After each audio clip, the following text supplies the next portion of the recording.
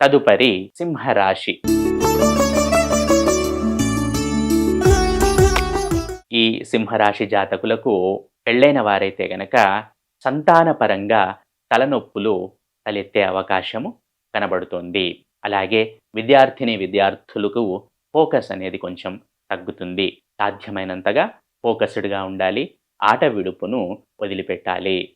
జ్ఞాన సముపార్జనకై ప్రయత్నం చేయాలి ఈ సింహరాశి జాతకులు.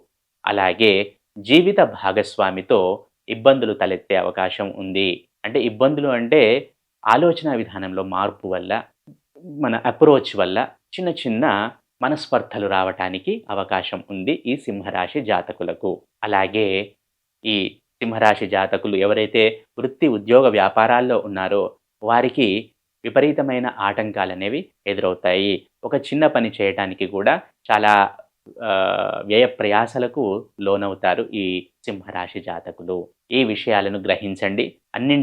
అన్నింటి విషయంలోనూ ప్రీ ప్లాన్డ్‌గా ఉండండి.